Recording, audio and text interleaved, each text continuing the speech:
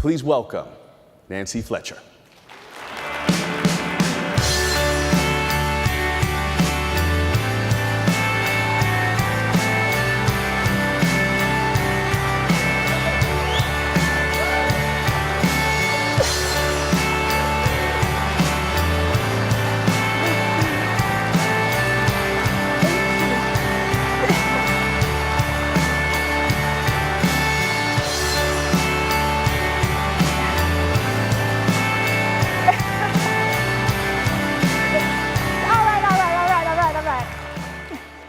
That was wonderful. Now, when we finish, you don't have to do it again, okay? You already stood up once.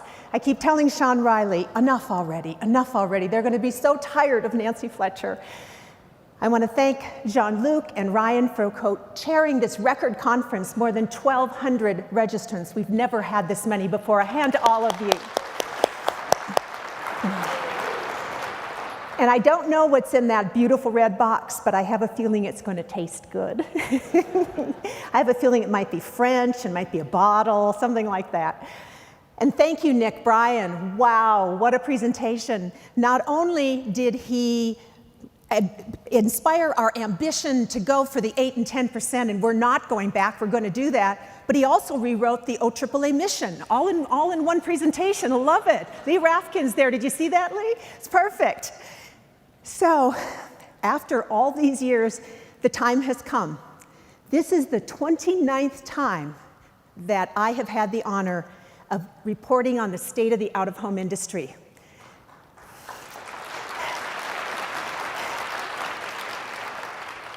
Do you know the first time was in 1991? President George H.W. Bush was in the White House, and that day, the OAAA celebrated its 100th anniversary. Later this year in 2019, we're going to welcome a new OAAA leader who'll be on this stage at next year's conference in 2020. The year 2020 used to feel so far away. Now it really is almost on top of us. I've served those nearly 30 years that the MC talked about as president of the OAAA, but I've spent more than 40 years working in the out-of-home industry, and I see some folks that I've been with for all of those 40 years. For some reason, though, even it's that many years, it's gone like this. It feels absolutely like the blink of an eye. Ever since OAAA announced that I'm going to retire at the end of this year, I've been hearing from so many of you with cards and notes. I've been getting tons of emails and lots of phone calls, including over this last weekend. I have been delighted and honored and brought to tears with some of those calls and letters and comments. In fact, this morning when I was out here seeing some of the folks, realizing that this is the last time I had to come up here and redo my makeup. So thank you for all of that. And now it's my turn. It's my turn to say thank you. Thank you from the bottom of my heart. I have absolutely loved working for and with all of you. It has been a privilege. Thank you.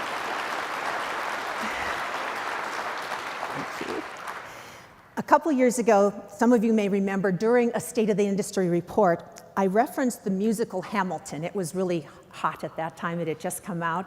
And Alexander Hamilton always reminded me of a lot of our out-of-home leaders because, like Hamilton, they're self-made, dynamic people.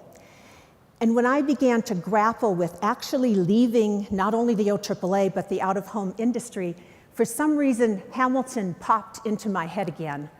In one of the Grammy-winning songs, Hamilton declares that he's young, scrappy, and hungry, and he's going to take his shot. Well, I'm not so young. I'm not so hungry anymore.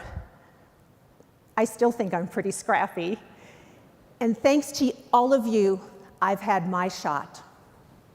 Thank you very much for that. Thanks to all of you, my shot has been an amazing journey and a dream come true.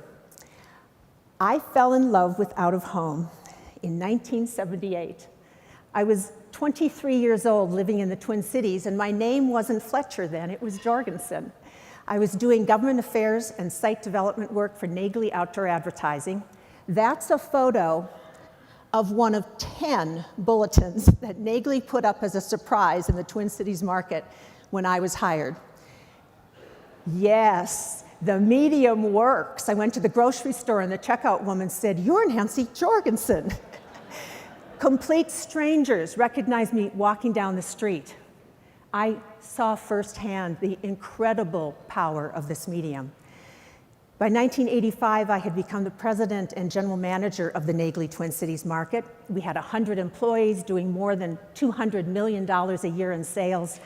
And I loved that job. For all of you who are general managers out there, you know what a fun, wonderful job that is, because you get to do everything: sales and marketing and leasing and government operations, the whole 9 yards. I thought it was the best job in America, right up until 1991, when I was recruited as president and CEO of the OAAA. That's when I found out that being OAAA president may have its difficult moments, don't get me wrong, but if you love out of home as much as I do, this is the best job in America. To work with you and for you has been just a privilege of a lifetime. Thank you again.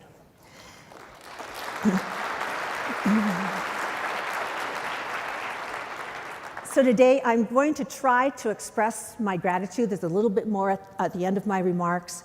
I'm going to review how far the industry has come, and I'm going to share with you the single most important lesson I've learned from 40 years of working in out-of-home, and I'll bet many of you could say what I'm going to say. I bet you can get it down to 1 or 2 words, because it's been my constant theme. But as for my first order of business, I'm delighted to report the state of the out-of-home industry is very strong. In 2018, out-of-home revenue grew 4.5% to hit a record $8 billion. And yes, Nick Bryan's right, it should be 12 or 18, but it's a record $8 billion last year and growing. Industry revenue is on a sustainable upward path. We've had 35 straight quarters of growth since the recession, and we haven't reported Q1 yet for 2019, and it will be up as well. In 2018, every segment of our business, whether static or digital, whether billboard, street furniture, transit, or place-based, were all up. And overall digital for the overall out-of-home industry is now 29%. It's grown to 29% of the total out-of-home pie, and it will only continue to grow. Our advertiser base is strong, it's diverse, and it's expanding. The top 5 out-of-home advertisers in 2018 were Apple, McDonald's, Geico, Netflix, and Google. A full quarter of the top 100 advertisers are tech brands like Facebook, ever heard of them? Amazon, Microsoft, and YouTube. In 2018, brands like Pepsi, Allstate, Warner Brothers, and Uber more than doubled their out-of-home spend. Look at these brands, look. These are not the brands that were there in 1991 when I took the job at the OAAA. If we are known by the company we keep, we are in excellent shape. Come on, give a hand for that.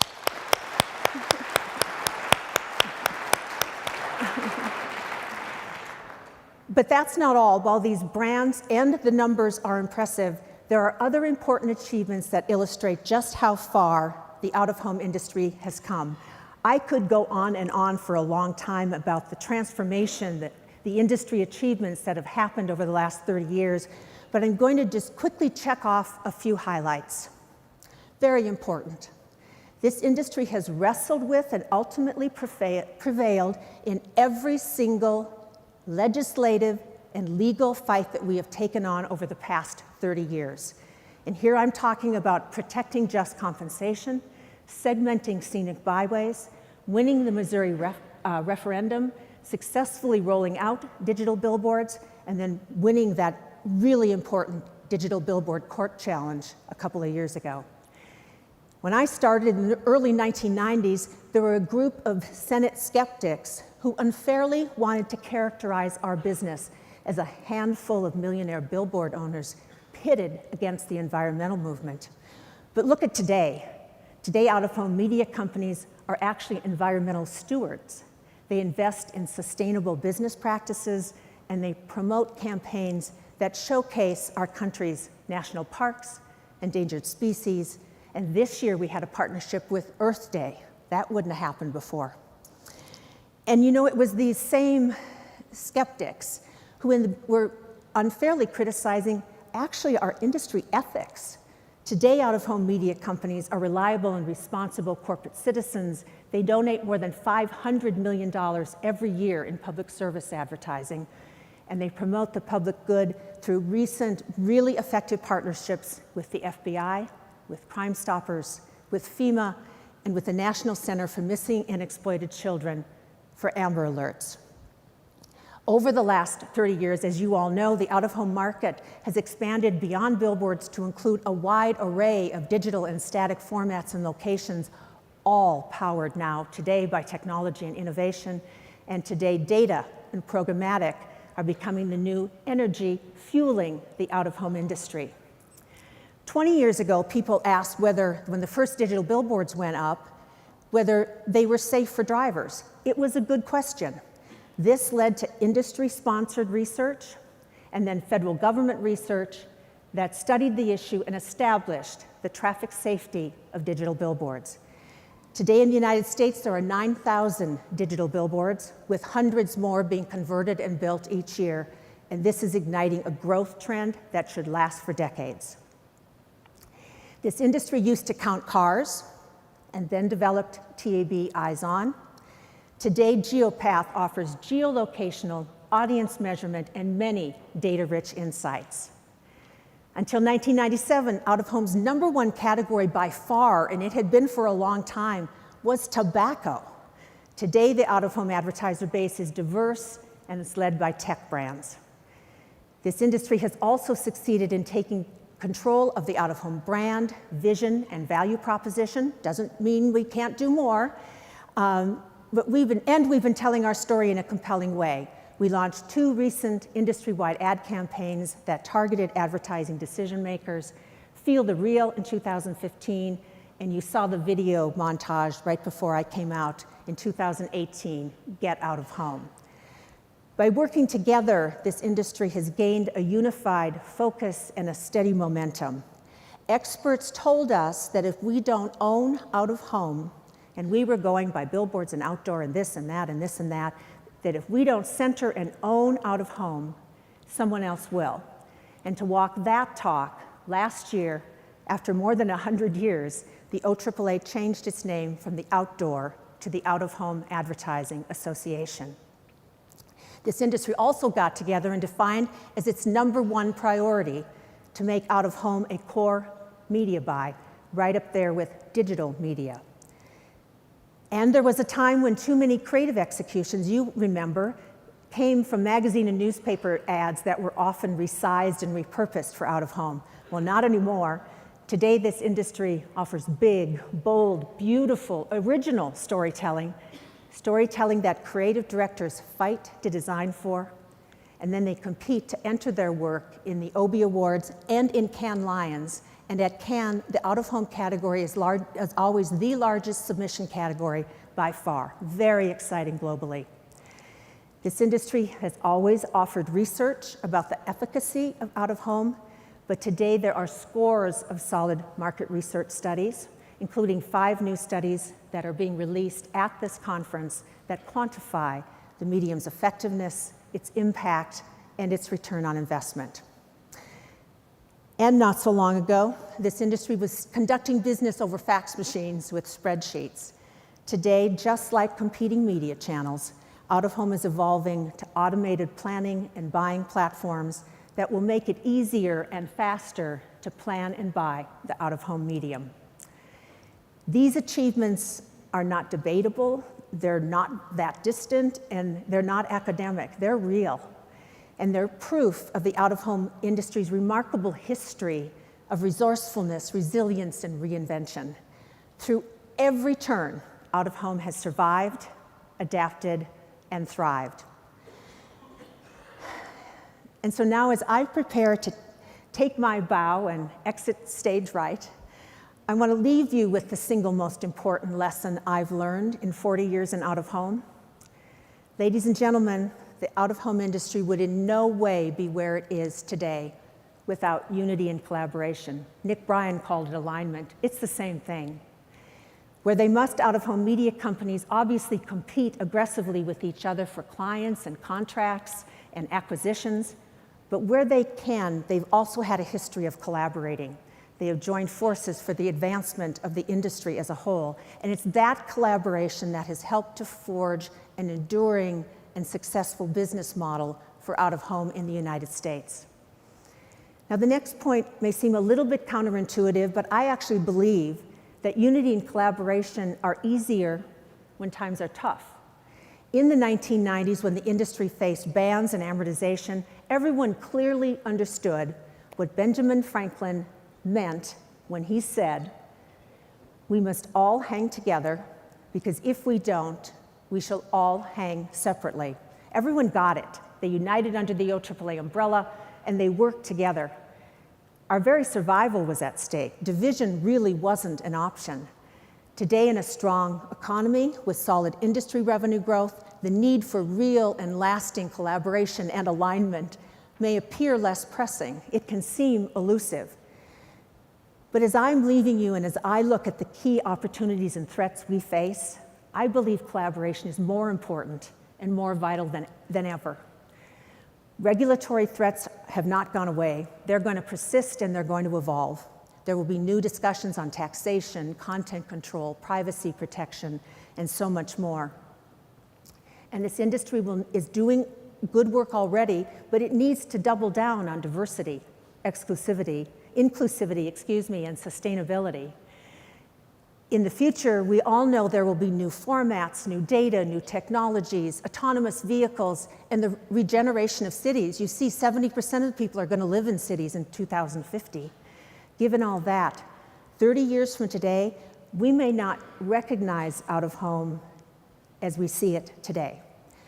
But I believe that one thing remains constant, and that's the importance of collaboration. I encourage you all to double down on collaboration. I hope that you will support the new OAAA leader. Find the smartest expert and study what's on the horizon. Get in a room and agree on the vision. Focus your resources. Make sure your resources are where you want them to be. Wherever needed, and there are some places that this is necessary, set new standards and practices, and work together as a whole to shape out-of-home's future, like you have worked together to shape the out-of-home brand, and like you saved the industry and protected the industry legislatively. I encourage you to keep collaborating wherever you can. I believe there's always a way, and if you don't see one, if you get to that place where it doesn't look like there is one, please just try harder. You'll figure out a way to do it. In a final showstopper from the Broadway hit Hamilton, the character Aaron Burr demands that he wants to be in the room where it happens. For 30 years, you have afforded me the privilege of being in that room, and for that, I am forever grateful. It has been a humbling honor to represent you in Congress, at the White House, on Main Street, and on Madison Avenue. And I have learned so much. I've had the privilege of meeting over my career with hundreds of our customers, from local retailers to McDonald's corporate, and I've seen firsthand how out-of-home has powered their success. I've had the privilege of working alongside the most talented ad agencies and specialist firms in the country, and I've seen the great value they bring to advertisers. I have been awed and amazed at the ingenuity and innovation from out-of-home manufacturers and tech suppliers. I've been honored to testify on your behalf at city council hearings, at state legislatures, and before Congress. I've met 4 sitting presidents of the United States, and one night at dinner, I actually found myself seated next to one of them, on the left of President George W. Bush. But I have to tell you, as extraordinary as these experiences all were, the room that counted the most to me was always the room filled with out-of-home friends and colleagues. Okay, I'm gonna put it back together. When I visited plants, and I spoke at so many company meetings over the years, I don't even know if I could count them. when I met with state outdoor advertising associations, when we were rolling out just compensation and then scenic byways and so many things over the years, and when I represented the industry at weddings, joyful events, at some very sad funerals, and so many company anniversary celebrations, 50 years and 75 years and 100 years. Of course, this was never about me. It was always about the industry. I was simply the public face of this dedicated and professional out-of-home industry that extends all across the country. And along the way, I've had the good fortune, just because of the time arc that I've been in the industry, to work with so many of the legends in out-of-home. While they were mostly men because of the time that it was, I know that the future legends will include lots of women. It's going to be a majority of women someday. Come on, ladies.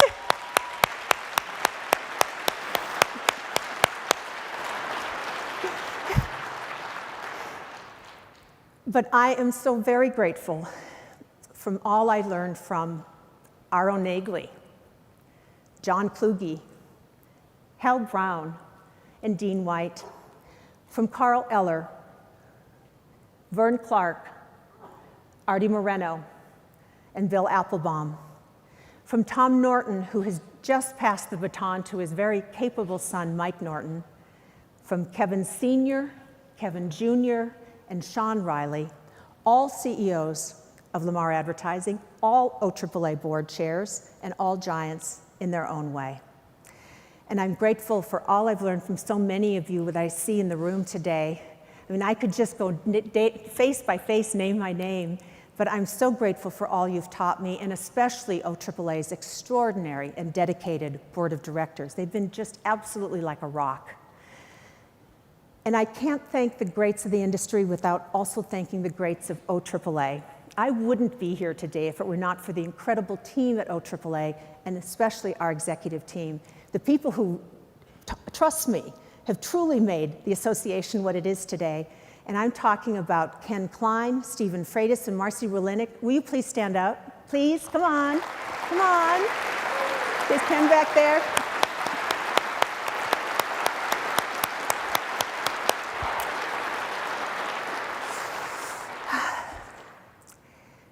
A lot of you have asked what I'm going to do next. Well, I have plans. I wouldn't be Nancy if I didn't have plans. The first thing I'm going to do is get behind the next OAAA leader and do absolutely everything I can to support her or him, as I hope you will too. The next thing I'm going to do is take some downtime and enjoy life a little. Whatever's next, my incredible husband, Ron Fletcher, is going to be big in the picture. It will always include Ron Fletcher. It will definitely include some quality grandma time. I'm a grandma in Chicago and Minneapolis. And most definitely some board work. When I actually get to retirement in January, I trust I'll know what to do next. And as I pray about it, I say two things. I say, please God, whatever's next, don't make it another full-time job. And I say, please God, look out for the people of out-of-home. I have absolutely loved my years at OAAA, working for and with all of you. Okay, Nancy, stop.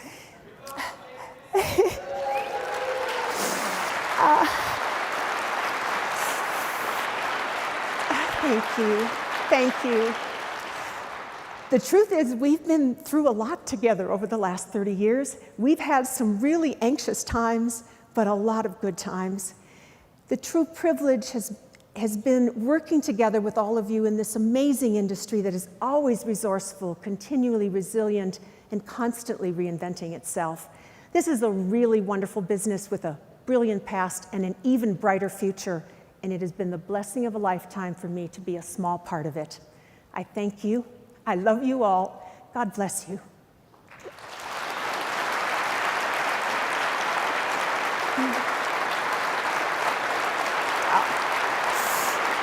Thank you. No, it's about you. Thank you. Thank you. Thank you all. Okay, that's enough. Thank you.